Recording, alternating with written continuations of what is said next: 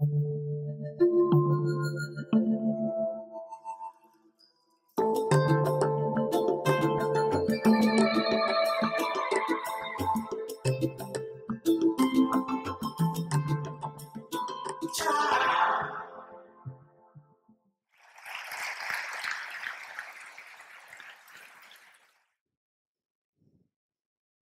ne le savez peut-être pas, mais 90% de la recherche actuelle est fausse.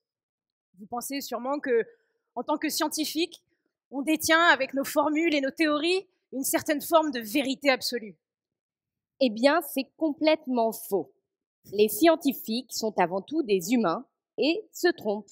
Nous avons des convictions, des inspirations et nous faisons des fautes. Prenez l'exemple de René Blondeau, grand physicien du XXe siècle. Il a découvert les rayons N. Vous n'en avez jamais entendu parler? Bien, c'est complètement normal, ils n'existent pas. Pourtant, René Blondeau les a observés et observés encore et encore, même quand la machine qui était censée les produire avait été débranchée à son insu pour prouver qu'il avait tort. Et j'ai bien le regret de vous dire que les scientifiques d'aujourd'hui sont tout aussi biaisés que ceux d'hier.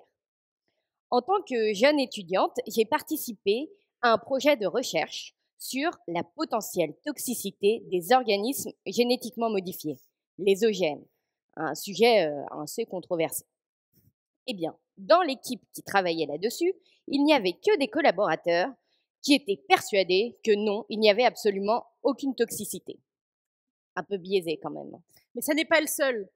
Au-delà des biais dans le choix des collaborateurs, il existe aussi des biais dans la façon de présenter ces résultats. Par exemple, moi, je travaille sur des micro-organismes marins qui sont responsables de la moitié de l'oxygène que vous respirez chaque année. C'est donc assez important de savoir comment ils sont répartis dans nos océans.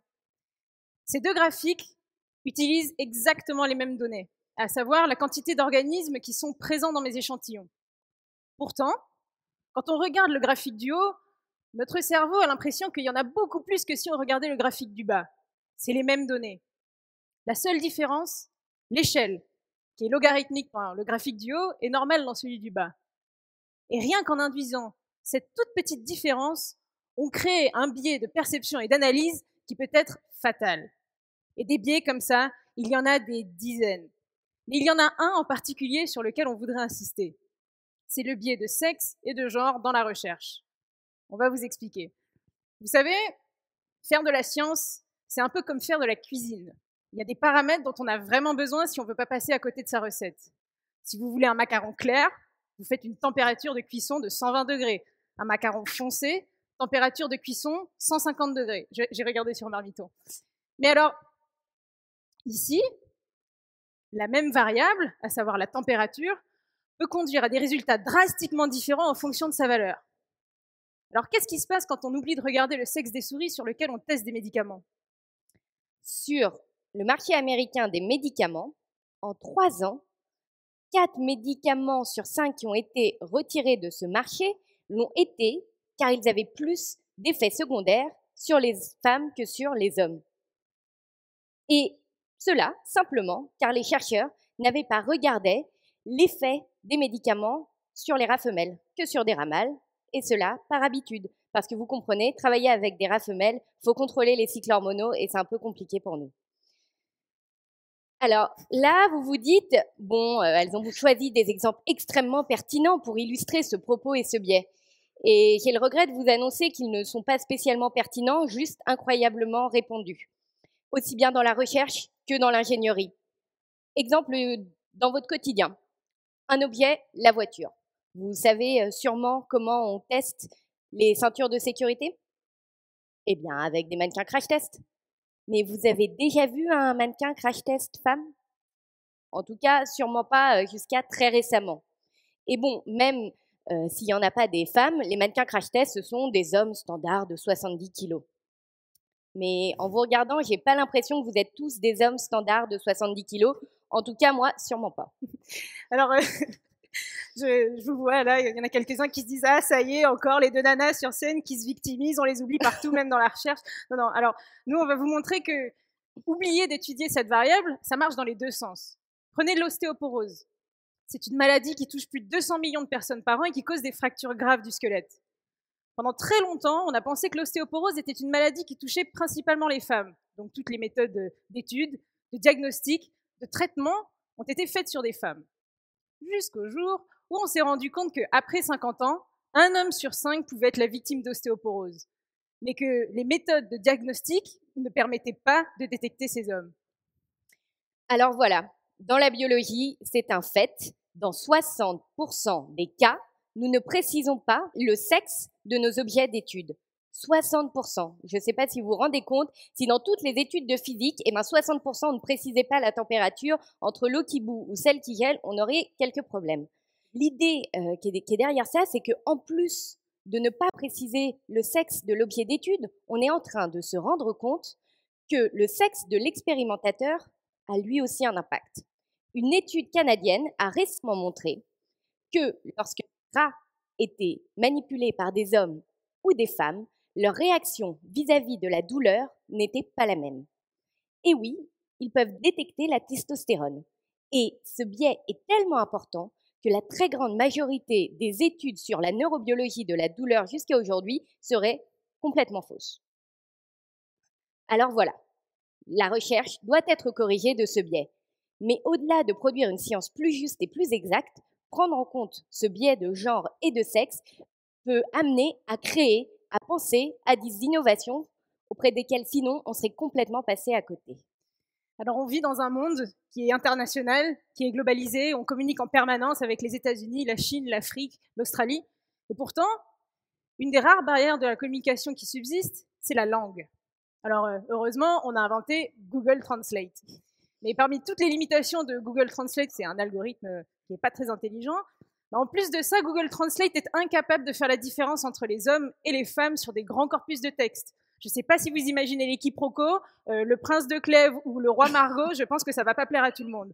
Donc, au-delà de ces deux petits exemples qui sont un peu anecdotiques, il y a un potentiel énorme d'innovation dans l'amélioration de ces algorithmes. Je reviens à mes transports, mais cette fois-ci, les transports publics. Récemment, la Suède a décidé de prendre en compte dans ses politiques publiques des transports le sexe et le genre dans les moindres détails.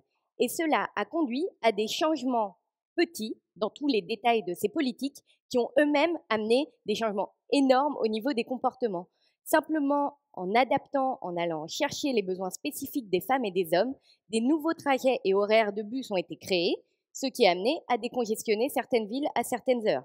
D'un autre côté, des nouvelles infrastructures ont elles aussi été créées pour améliorer la sécurité et le sentiment de sécurité des femmes qui n'osaient pas prendre une ruelle un peu, je dirais, sombre ou quoi que ce soit, avec un arrêt de bus en plein milieu.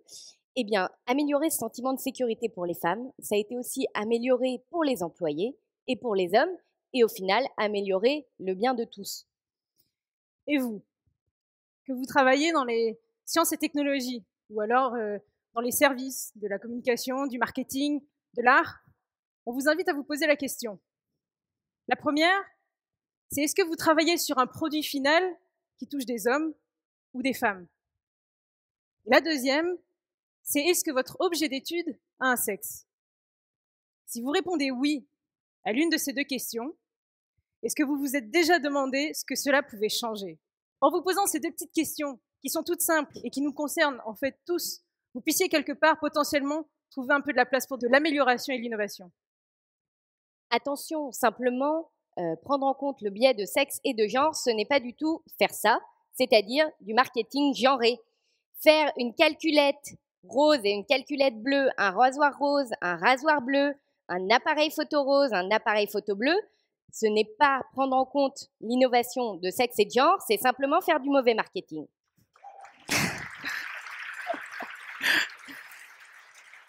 Et ce qu'il y a de pire dans ce mauvais marketing, c'est que pour une raison qu'on n'a toujours pas compris, les prix finissent par être différents pour une couleur différente. On ne sait pas pourquoi. Mais tout ce qu'on sait, c'est que c'est très souvent en défaveur des femmes et que ça a récemment été dénoncé comme la Women Tax par le collectif Georgette Sand. Alors l'origine de ces biais dans la recherche, en réalité, elle est double. La première, c'est le poids des préjugés. Et la deuxième, c'est la limitation dans les outils. Vous savez, au moins quand on a commencé à faire de la science, on s'est rapidement rendu compte qu'on n'était pas tout à fait représentés. En science, aujourd'hui, il y a 30% de femmes chercheurs, en France, en Europe et même dans le monde. Il y a 8% des présidents des universités en France qui sont des présidentes et 0,5 universités qui portent le nom d'une femme parce que Pierre et Marie Curie, ça compte même pas pour un. Oui. Et ça a des réelles conséquences sur la façon de penser et de faire de la recherche. Mais pas que la recherche. Là, ce qu'on a vu aujourd'hui, c'est que ça a aussi une conséquence sur la façon de faire et de penser la renaissance digitale. Alors avec Aude, on a décidé un peu d'y remédier en créant WAC Science. C'est une association qui vise un peu à dégommer ces stéréotypes en montrant un peu la science comme on l'aime, comme on la fait, comme on la sent, en créant des outils qui sont un peu ludiques et qui permettent notamment une application smartphone qui vous permet de compter les ratios hommes-femmes dans vos réunions ou dans vos conférences, parce que le meilleur moyen de prendre conscience, ça reste de compter, et c'est là qu'on réalise qu'il y a réellement un biais. Et la deuxième limitation, ça a été toujours l'impossibilité d'étudier ces biais. Bah oui, en science, on est quand même limité par le nombre de données qu'on a. Quand on veut étudier un cerveau, si on en a 5, on va pouvoir dire ce qu'il y a à peu près en commun, mais on aura du mal à étudier ce qu'il y a de différent.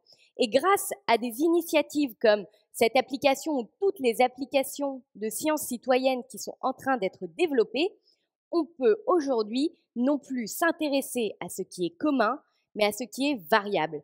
Et ça, c'est tout l'apport de la big data et de la mutualisation des données dans la science, pouvoir mieux étudier ces biais. Corriger ces biais dans la recherche, et puis même en général, et surtout ceux de sexe et de genre qui sont particulièrement mésestimés, ça permet d'une part de faire une recherche qui est plus exacte, mais aussi d'aboutir à une innovation et donc une société qui serait plus ouverte, plus inclusive et plus juste. Merci.